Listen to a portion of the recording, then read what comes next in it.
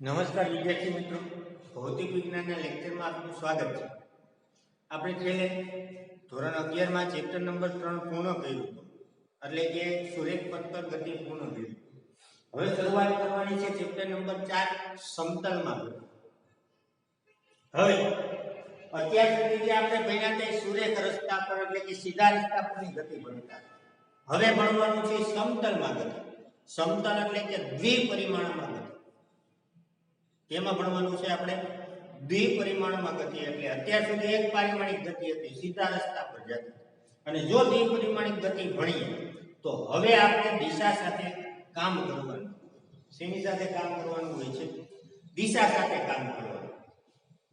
અને જો દિશા આવે તો આપણે કોઈ પણ ભૌતિક રાશિ છે એ ભૌતિક રાશિને સદિશ સ્વરૂપે દર્શાવવી પડે. જે ચેપ્ટર નંબર 3 માં ભણ્યા હતા આપણે વેગ, પ્રવેગ, સ્થાન, સ્થાનાંતર, એ જ ભૌતિક રાશિઓ અહીંયા ભણવાની છે. પણ કઈ રીતે ભણવાની છે? તો કે સદિશ સ્વરૂપે ભણવાની છે. અત્યાર સુધી જે ભણ્યા તે આપણે અદિશ સ્વરૂપે ભણ્યા હતા. કયા સ્વરૂપે ભણ્યા હતા? અદિશ સ્વરૂપે. એટલે કે માત્ર મૂલ્ય લેતા હતા, દિશા લેતા નથી. હવે આપણે અહીંયા મૂલ્ય અને દિશા બે લેવાનું છે. એને એ જ ભૌતિક રાશિઓ ભણવાની છે. પણ કઈ સ્વરૂપે ભણવાની છે? આપણે સદિશ સ્વરૂપે ભણવાની છે. આ ઉપરાંત આપણે આ ચેપ્ટરમાં સદિશોનો સરવાળો, સદિશોની બાદબાકી ભણવાની છે. એટલે કે બે સદિશ હોય તો બે સદિશનો સરવાળો કઈ રીતે કરવો, બાદબાકી કઈ રીતે કરવી, બરાબર, એ ભણવાનું છે. સદિશોનો સરવાળો કે બાદબાકી છે સામાન્ય રીતે જે આમ કરીએ 2 + 5 = 7 એમ થતું નથી, કારણ કે સદિશ સાથે દિશા સંકળાયેલી. આ ઉપરાંત આ ચેપ્ટરમાં આપણે વર્તુળમય ગતિ ભણવાની છે. કેવી ગતિ ભણવાની છે? વર્તુળ. એટલે કે જો પદાર્થ વર્તુળાકાર માર્ગે ફરતો તો વર્તુળમય ગતિમાં આપણે કેન્દ્રગામી પ્રવેગનું મૂલ્ય મેળવવાનું છે. અને છેલ્લે લાસ્ટમાં ચેપ્ટરના અંતે પ્રક્ષિપ્ત ગતિ ભણવાની છે. પ્રક્ષિપ્ત ગતિ એટલે કે કોઈ બોલને ફેંકો તો આ પ્રકારની જે ગતિ થાય છે, બરાબર, એ ગતિ એટલે પ્રક્ષિપ્ત ગતિ ભણવાની છે.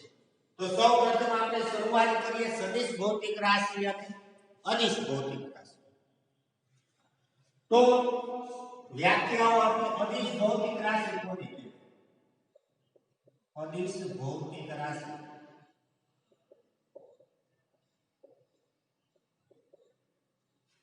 તો જે ભૌતિક રાશિઓને દર્શાવવા માટે માત્ર મૂલ્યની જરૂર પડે, દિશાની જરૂર પડે નહીં, એવી ભૌતિક રાશિને કેવી ભૌતિક રાશિ કહે છે? અદિશ ભૌતિક રાશિ કહે છે.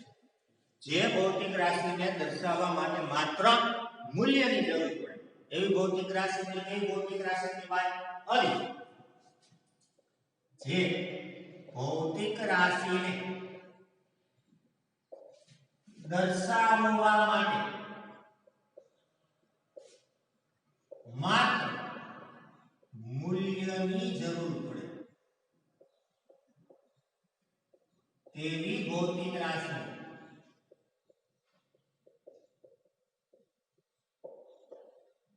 અદિશ ભૌતિક રાશિ કહે છે.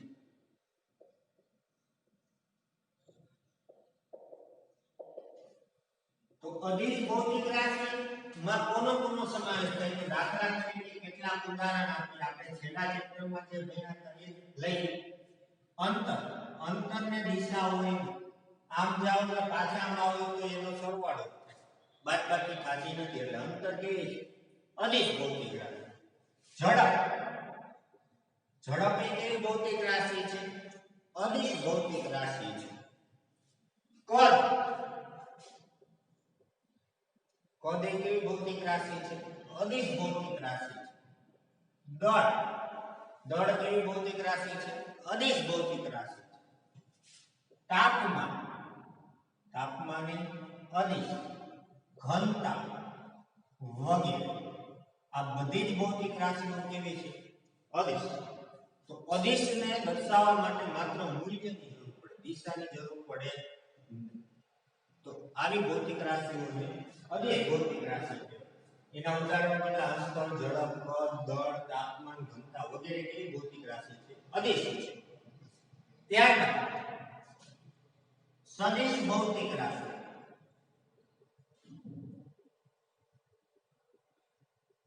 તો સદિશ ભૌતિક રાશિ કોને કહેવાય તો કે જે ભૌતિક રાશિઓને દર્શાવવા માટે મૂલ્ય ઉપરાંત દિશાની જરૂર પડે મૂલ્ય ઉપરાંત દિશાની જરૂર પડે તેવી ભૌતિક રાશિઓને શું કહેવામાં આવે છે અદિશ કહે છે જે ભૌતિક રાશિઓને દર્શાવવા માટે મૂલ્ય ઉપરાંત દિશાની જરૂર પડે તો એવી ભૌતિક રાશિઓને કેવી ભૌતિક રાશિ કહેવાય સદિશ ભૌતિક રાશિ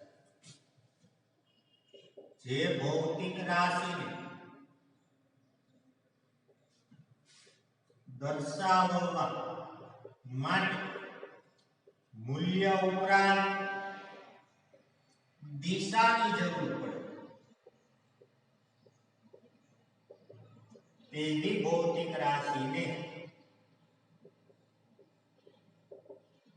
સદિશ ભૌતિક રાશિ કહે છે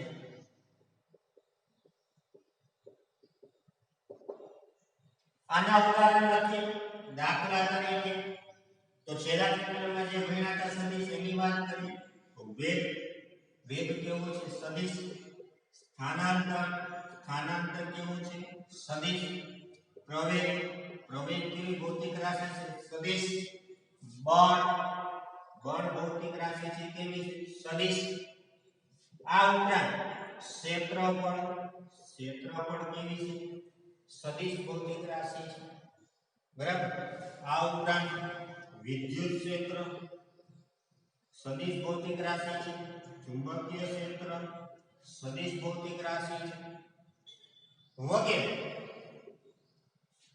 બરાબર તો સદિશ અને અદિશ વચ્ચેનો ભેદ ખબર પડી કે જેને દર્શાવવા માટે માત્ર મૂલ્યની જરૂર પડી અદિશ અને જેને દર્શાવવા માટે મૂલ્ય ઉપરાંત દિશાની જરૂર પડે એને શું કહેવાય સદિશ બરાબર અદિશના ઉદાહરણ અને સદિશના ઉદાહરણ અદિશમાં જોઈએ તો અંતર ઝડપ કદ દળ તાપમાન ઘનતા વગેરે કેવી છે અદિશ સદિશમાં જોઈએ તો આપણે વેગ સ્થાનાંતર પ્રવેગ બળ વિદ્યુત ક્ષેત્ર ચુંબકીય ક્ષેત્ર ક્ષેત્રફળ વગેરે ભૌતિક રાશિઓ કેવી છે સદિશ ભૌતિક રાશિઓ છે તો અદિશ અને સદિશ વચ્ચેનો ભેદ સ્પષ્ટ થયો હવે સદિશનું નિરૂપણ તો સદિશ કઈ રીતે દર્શાવવામાં આવે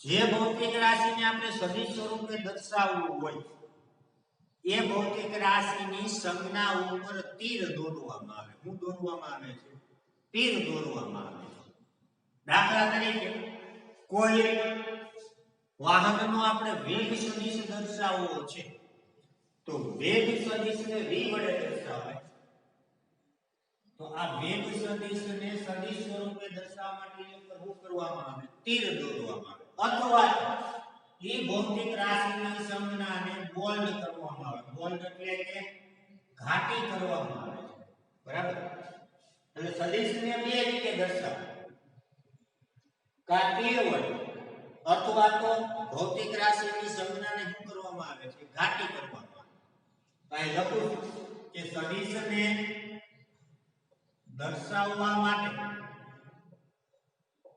તે ભૌતિક રાશિ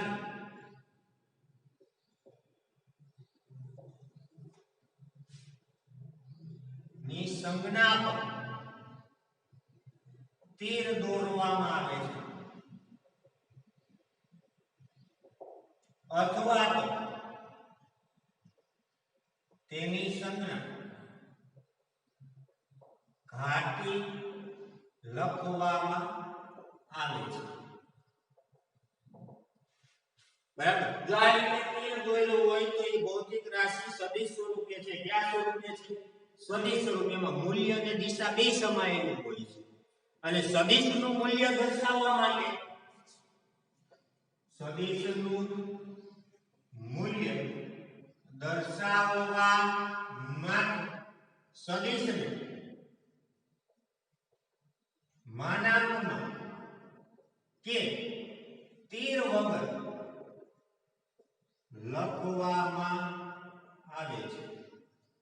આનું મૂલ્ય મારે દર્શાવવું, આ કયા સ્વરૂપે છે? સદિશ સ્વરૂપ. મારે માત્ર સદિશનું મૂલ્ય દર્શાવવું છે તો આ સદિશ છે એ સદિશને શેમાં લખવામાં આવે? માનાંકમાં, અથવા તો હું લખવામાં આવે ખાલી વેગ સદિશને મારે મૂલ્ય દર્શાવવું હોય તો વેગ સદિશને શેમાં દર્શાવવું? માનાંક, અથવા તો તીર વગર લખો તો એ કયા સ્વરૂપે હોય છે? મૂલ્ય. બરાબર. એટલે તીર દોરેલું હોય તો સદિશ સ્વરૂપે હોય, તીર દોરેલું ન હોય તો અદિશ સ્વરૂપે હોય. બરાબર. અથવા તો તીર દોરેલું હોય ને માનાંકમાં હોય તો પણ કયા સ્વરૂપે હોય? અદિશ. બરાબર.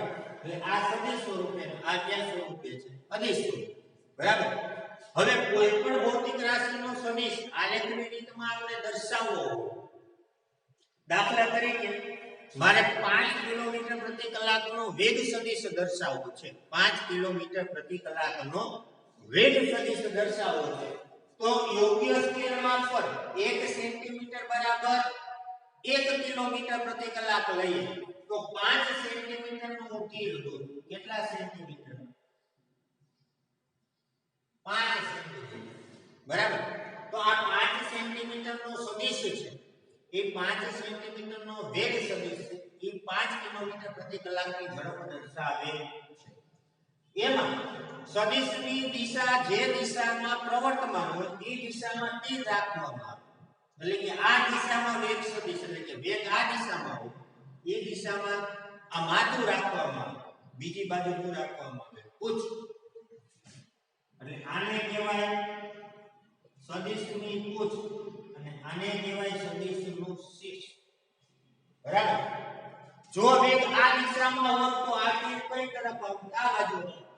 અને પૂછ કઈ તરફ આવે? ઓલી બાજુ.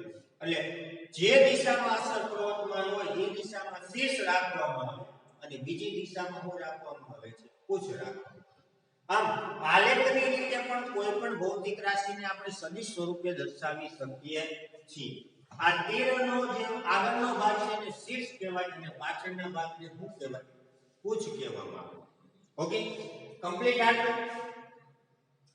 તો આગળ ભણીએ આપણે સ્થાન અને સ્થાનાંતર સદિશ ભણીએ. સ્થાન અને સ્થાનાંતર સદિશ.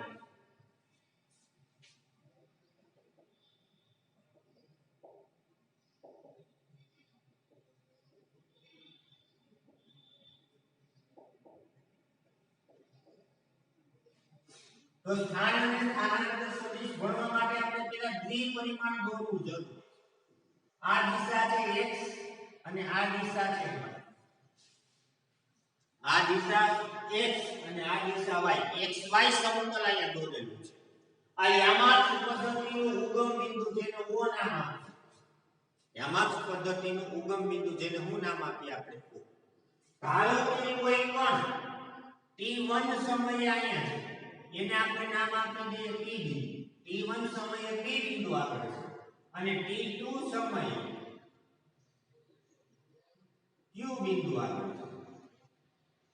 ફરીથી કહી દો કે યામાક્ષ પદ્ધતિના ઉગમ બિંદુને સાપેક્ષ t1 સમયે એક કોણ p બિંદુ આગળ છે અને t2 સમયે કયા બિંદુ આગળ છે? q બિંદુ. તો O માંથી p ને જોડતો એક રેખાખંડ દોરીએ.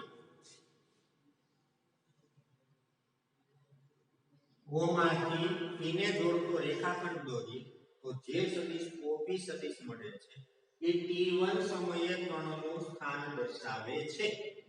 ફરીથી કહી દઉં કે t1 સમયે કોણ OP ને જોડતો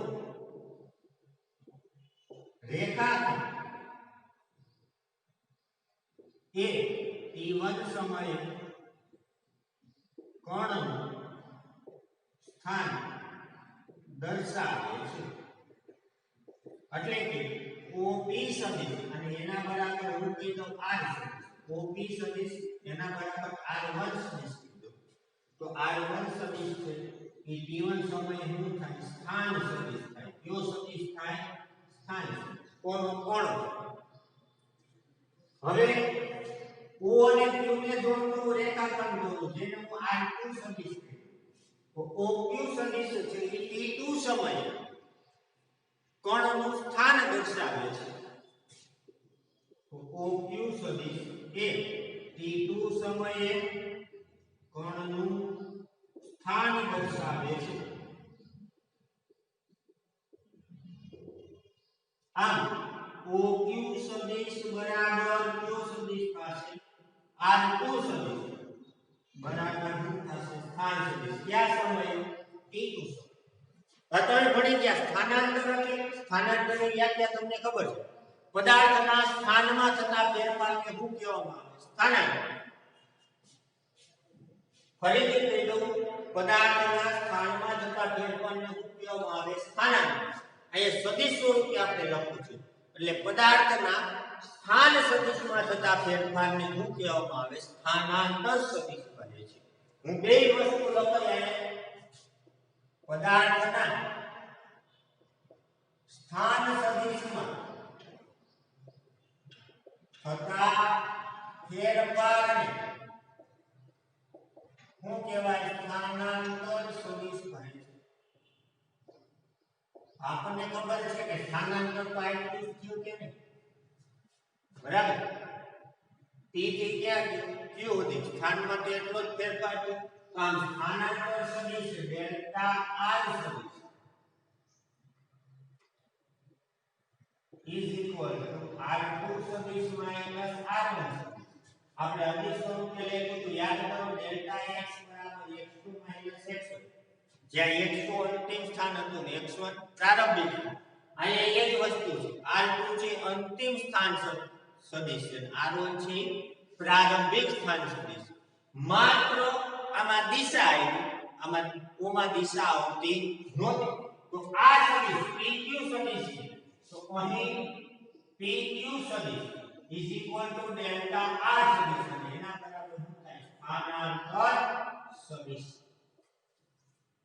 બરાબર?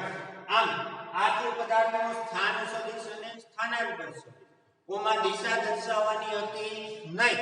આમાં આપણે દિશા દર્શાવી.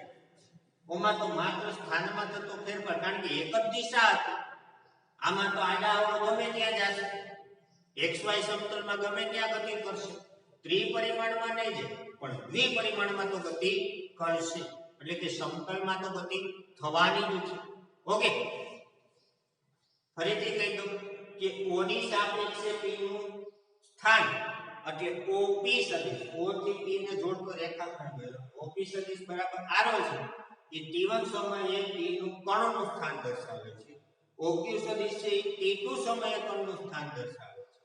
અને સ્થાનાંતર સદિશ એટલે તો કે પદાર્થના સ્થાન સદિશમાં થતા ફેરફારને શું કહેવામાં આવે છે? સ્થાનાંતર સદિશ કહે છે. Okay, complete. તો આગળ ભણીએ.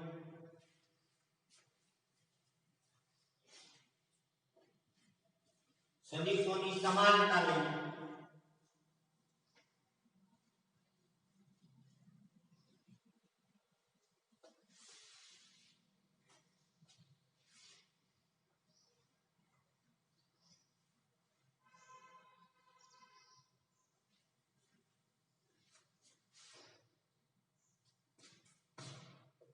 સદિશોની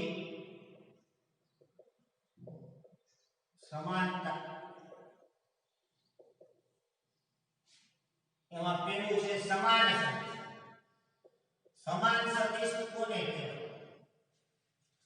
તો જે સદિશના મૂલ્ય અને દિશા સમાન હોય, જે સદિશનું મૂલ્ય અને દિશા સમાન હોય એવા સદિશને શું કહેવાય? સમાન સદિશ. જે સદિશને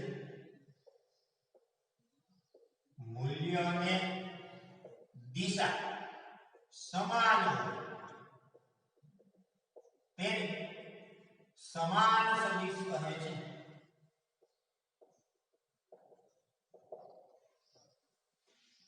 જો મૂલ્ય અને દિશા બે સમાન, દાખલા તરીકે આ A સદિશ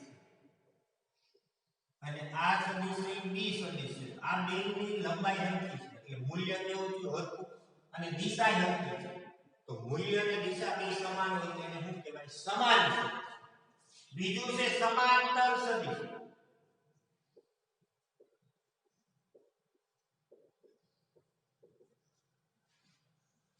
તો જે સદિશોની દિશા સમાન હોય, મૂલ્ય સમાન હોય કે ન પણ એવા સદિશને શું કહેવામાં આવે છે?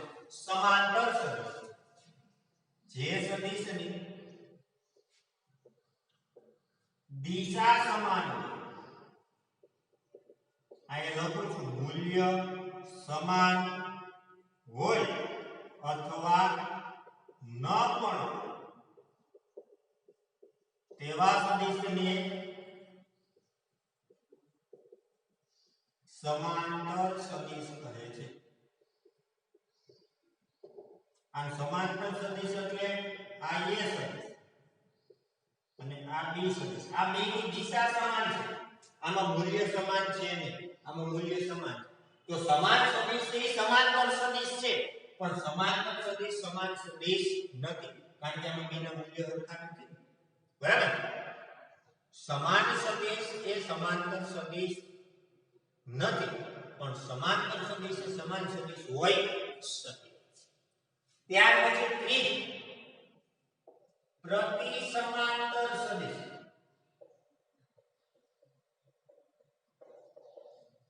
તો પરસ્પર વિરુદ્ધ દિશામાંના સદિશોને શું કહેવાય? પ્રતિ સમાંતર સદિશ. પરસ્પર વિરુદ્ધ દિશામાંના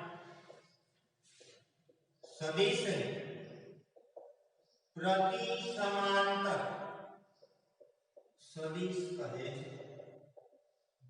દિશા કેવી હોય? પરસ્પર વિરુદ્ધ. દાખલા તરીકે આ એ સદિશ ને આ કેવું? બી સદિશ. તો પ્રતિ સમાંતર છે, પરસ્પર વિરુદ્ધ દિશામાંના સદિશોને શું કહેવાય? પ્રતિ સમાંતર સદિશ. અને છેલ્લું અસમાંતર સદિશ. તો જે સદિશ સમાંતર કે પ્રતિ સમાંતર ન હોય તેને અસમાંતર કહે છે. જે સદિશ સમાંતર કે પ્રતિ સમાંતર ન હોય તેવા સદિશને અસમાંતર કહે છે. દાખલા તરીકે આ એ સદિશ અને આ બી સદિશ, આ સમાંતર કે પ્રતિ સમાંતર છે નહીં, કારણ કે બેની દિશા અલગ અલગ છે. બરાબર? તો સદિશોની સમાનતાના ચાર સદિશો આપણે દર્શાવ્યા સમાન સદિશ. તો સમાન કોને કહેવાય? તો કે જે સદિશના મૂલ્ય અને દિશા સમાન હોય એને સમાન સદિશ કહેવાય. સમાંતર સદિશ કોને કહેવાય? તો જે સદિશની દિશા સમાન હોય, મૂલ્ય સમાન હોય અથવા ન હોય એને શું કહેવાય? સમાંતર સદિશ. પ્રતિ સમાંતર સદિશ કોને કહેવાય? તો કે પરસ્પર વિરુદ્ધ દિશામાંના સદિશોને પ્રતિ સમાંતર સદિશ કહે છે. અને છેલ્લું અસમાંતર સદિશ. સમાંતર કે પ્રતિ સમાંતર ન હોય તેવા સદિશને અસમાંતર સદિશ કહે છે. ઓકે, તમારું હોમવર્ક આવતું નથી, તમને વાત કરી તો ફરીથી જે વિદ્યાર્થીઓ લેક્ચર જોવે છે અથવા ન જોતા એને જાણ કરી લેક્ચર જોઈ અને હોમવર્ક મોકલાતા જતા. Okay, thank you.